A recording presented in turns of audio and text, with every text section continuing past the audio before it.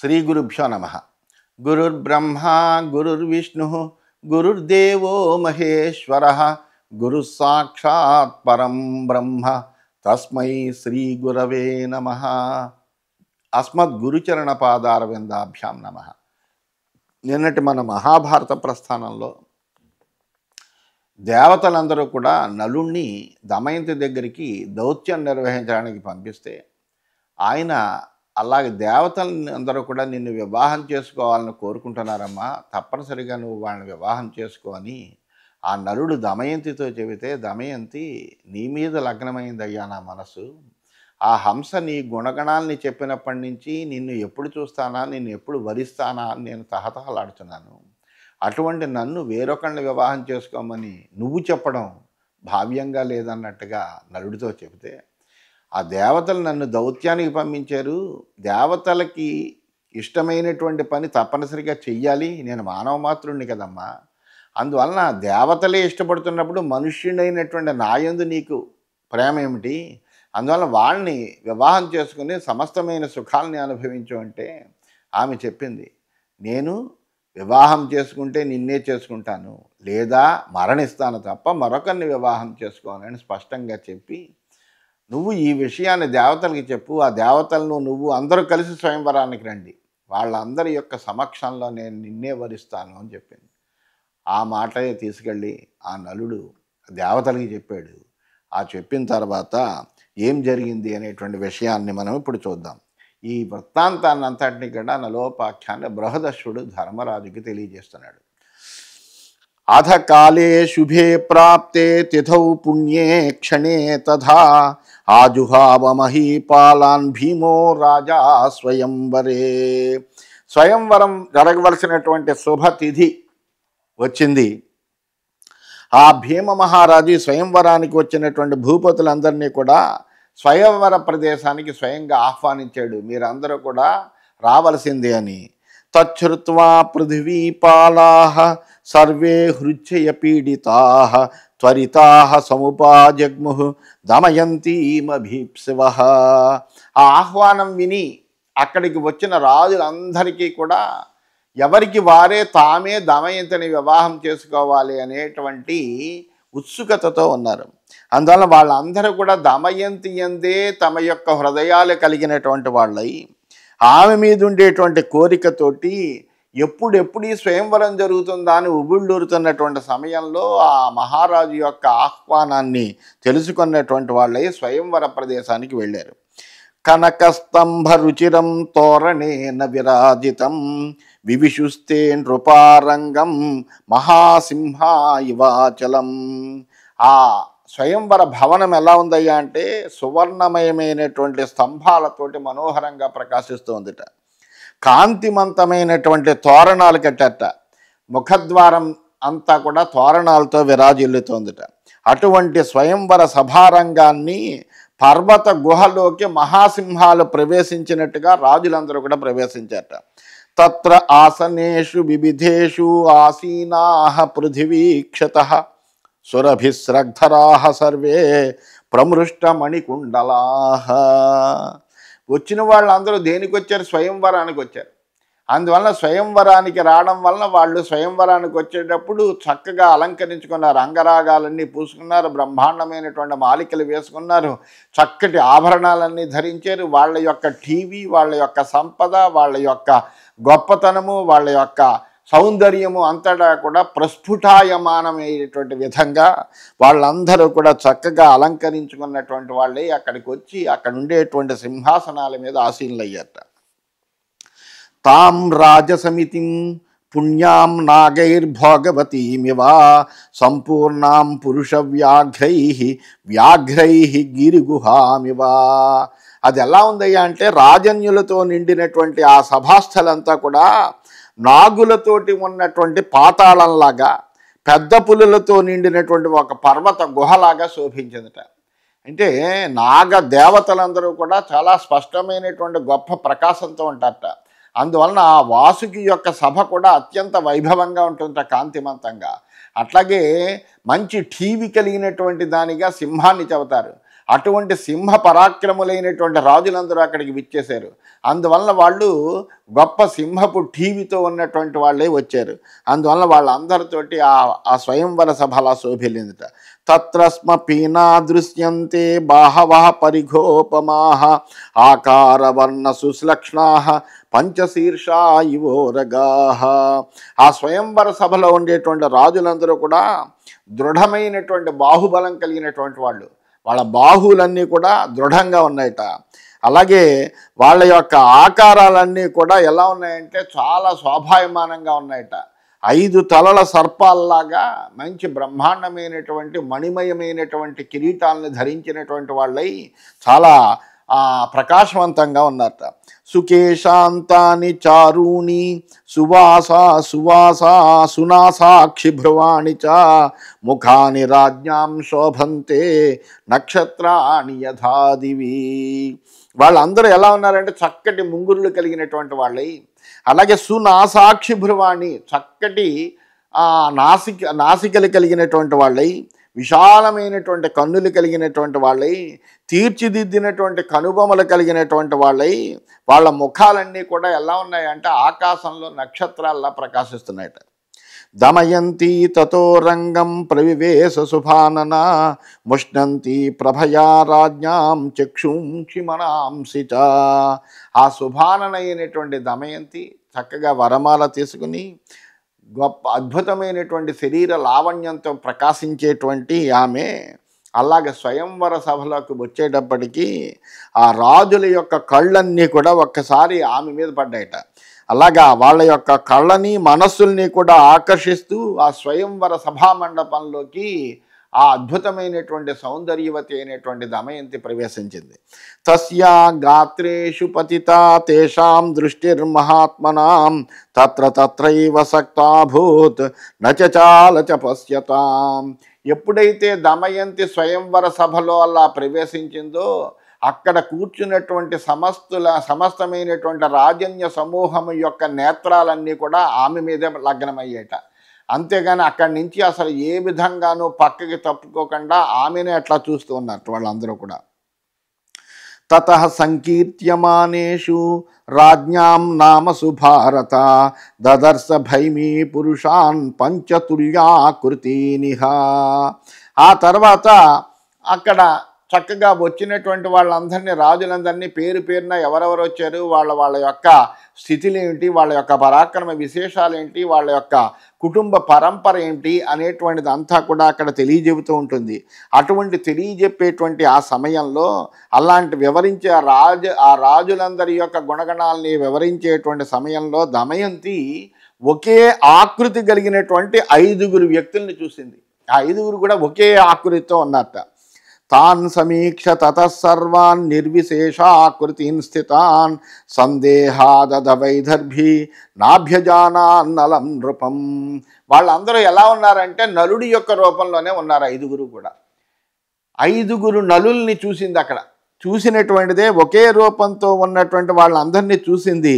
వీళ్ళలో నిజమైనటువంటి నలమహారాజు ఎవరు, ఎందుకంటే దేవతలు 9 వచ్చారు అని నలమహారాజు చెప్పాడు, అందువలన తెలిసింది. అందువలన వాళ్ళు కూడా నలుడి యొక్క రూపంతో ప్రవేశించారు, ఎందుకంటే కామచారులు కాబట్టి. అందువలన ఇప్పుడు ఇందులో సరైనటువంటి నలమహారాజు ఎవరు అనేటువంటిది ఆమె తెలుసుకోలేకపోయింది. యం హి దదృశే తేషాం తం మేనే నలనృపం సా చింతయంతి బుద్ధ్యాథ తర్కయామాస భావిని. అక్కడికి ప్రతి ఒక్కరిని కూడా పరిశీలనగా చూసింది. చూసేటప్పటికి ఎవరిని చూస్తే వాళ్ళే నలమహారాజులా కనిపిస్తున్నారు.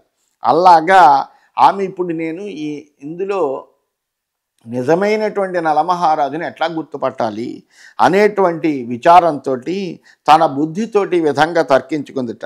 కథం హి దేవాన్ జానీయాం కథం విద్యాం నలం నృపం ఏవం సంచింతయంతి సా వైదర్భి భృషదుఃఖిత.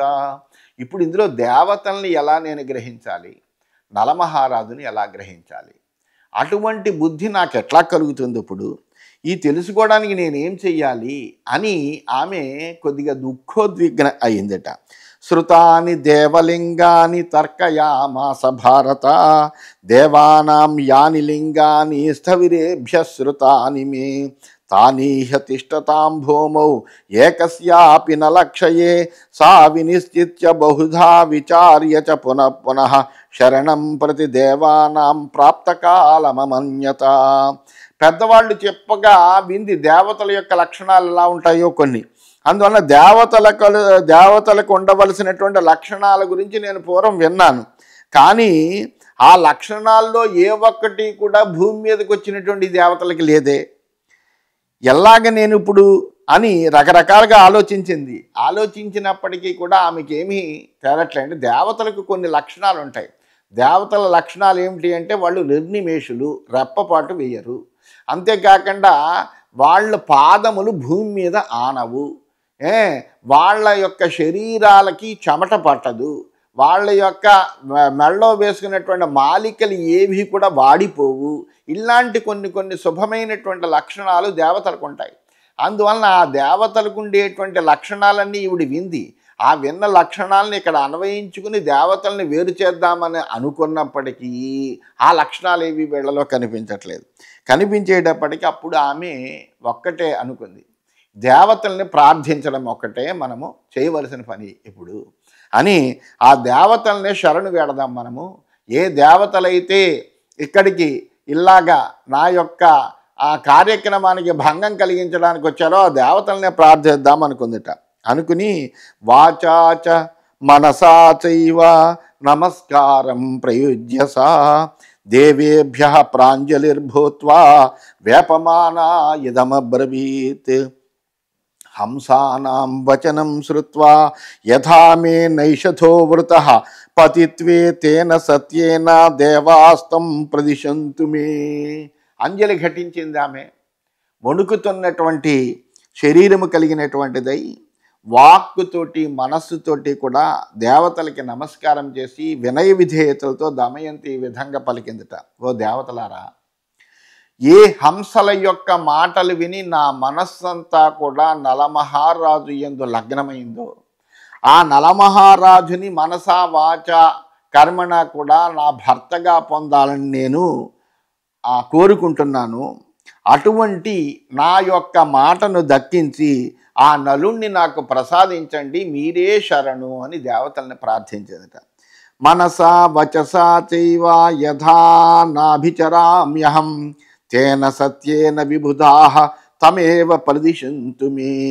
అంతేకాకుండా మరొక మాట కూడా అంది, దేవతలారా, యథార్థంగా నేను మనస్సుతో కానీ వాక్కుతో కానీ మరొకరిని పతిగా భావింపను అనేటువంటిది సత్యమైనది అయితే కనుక నా మనస్సులో ఉండేటువంటి భావము ఎప్పటికీ చెక్కు చెదరని సత్యమైనటువంటి యథార్థ భావమే కనుకైతే ఆ సత్యంతో నలుణ్ణి నాకు ఇచ్చెదరుగాక అని ప్రార్థించంట.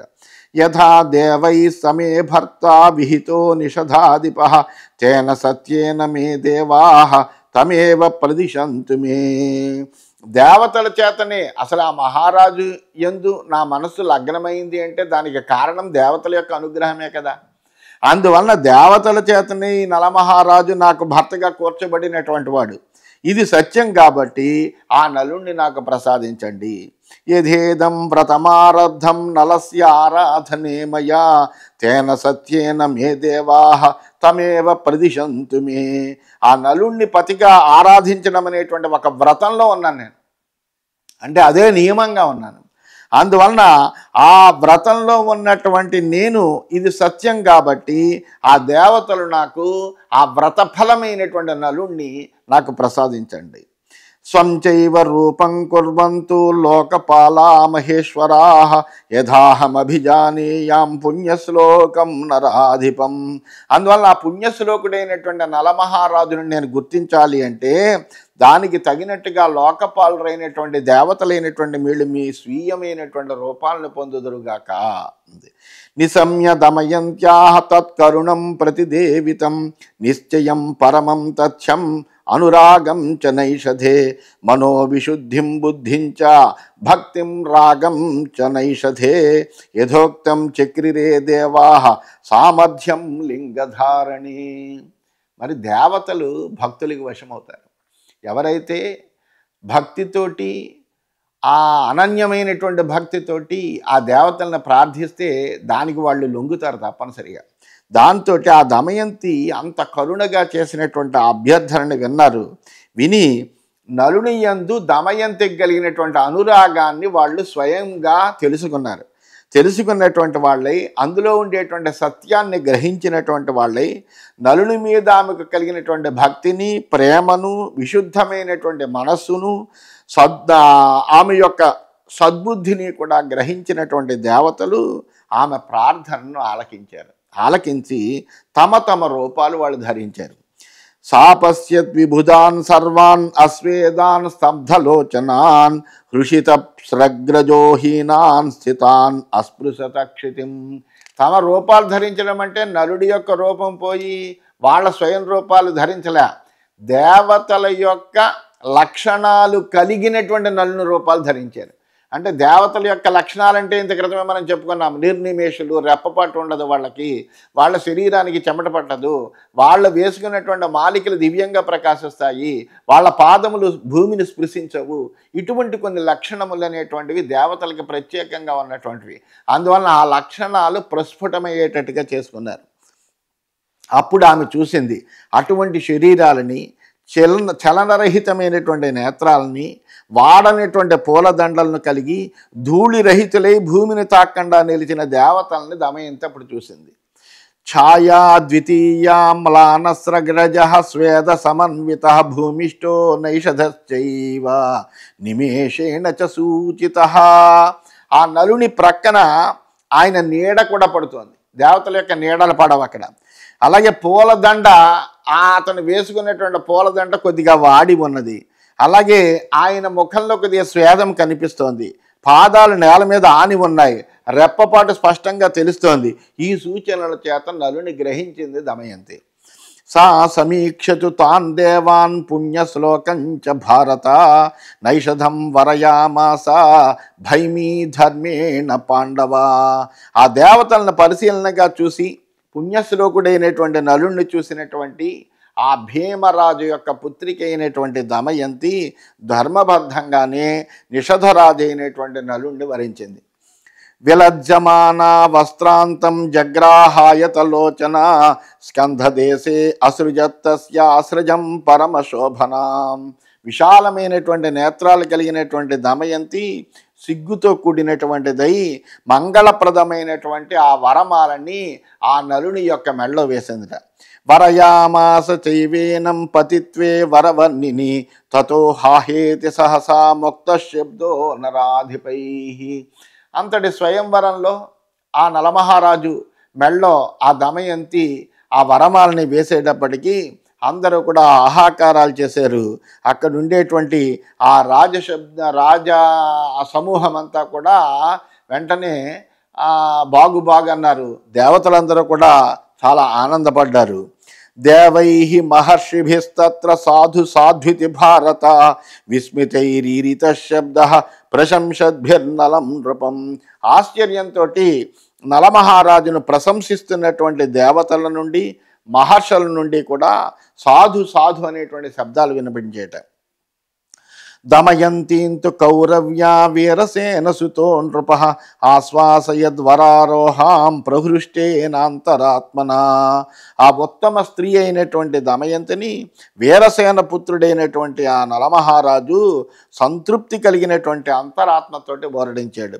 యత్వం భజసి కళ్యాణి పుమాంసం దేవసన్నిధౌ తస్మాన్ మాం విద్ధి భర్తారం ఏవం తే వచనేరతం. ఆ నలమహారాజుకి అమితమైన ఆనందం కలిగింది.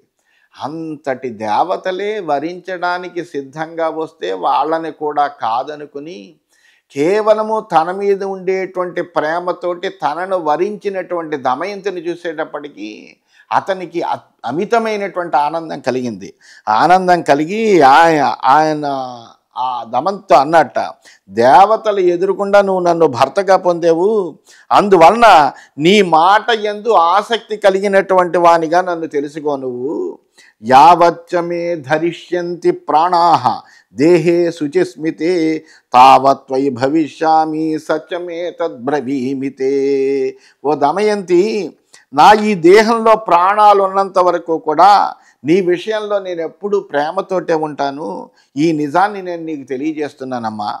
దమయంతి తథా వాగ్భిః అభినంజ్య కృతాంజలిః తౌ పరస్పరత ప్రీతౌ దృష్ట్వా త్వగ్నిపురోగమాన్ తానేవ శరణం దేవాన్ జగ్మతుర్మనసా తదా అని ఆ నలుడు చెప్పినటువంటి మాటలు విని దమయంతి కూడా అమితమైన ఆనందాన్ని పొందింది. కృతాంజలి అయి దమయంతి తన వాక్కులతో అభినందించింది.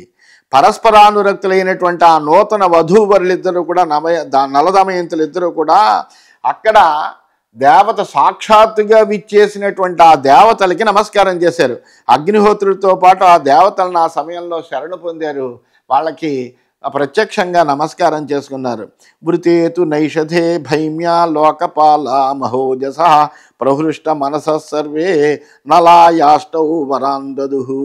ఆ దమయంతి నలుణ్ణి వరించినందుకు ఆ దేవతలందరూ కూడా చాలా సంతోషాన్ని పొందారు. అంతేకాని వాళ్ళేమీ మమ్మల్ని ధిక్కరించింది దమయంతి అని ఏమాత్రము కూడా వాళ్ళు ఆ దమయంతి మీద కానీ నలుడి మీద కానీ కోపం గ్రహించలేదు. ఎందుకంటే వాళ్ళ పరస్పరమైనటువంటి అనురాగాన్ని తెలుసుకుని ఎంతో ఆనందపడ్డారు.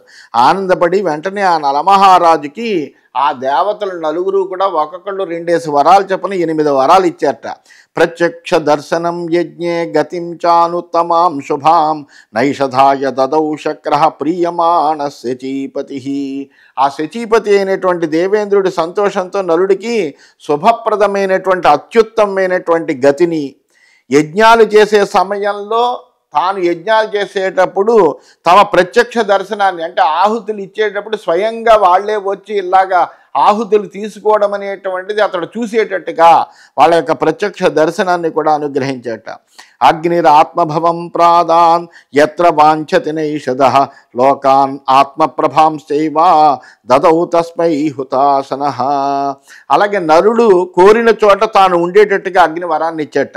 అంతేకాకుండా నరుడికి తన కాంతి కలిగినటువంటి లోకాలన్నింటినీ కూడా ప్రసాదించేట.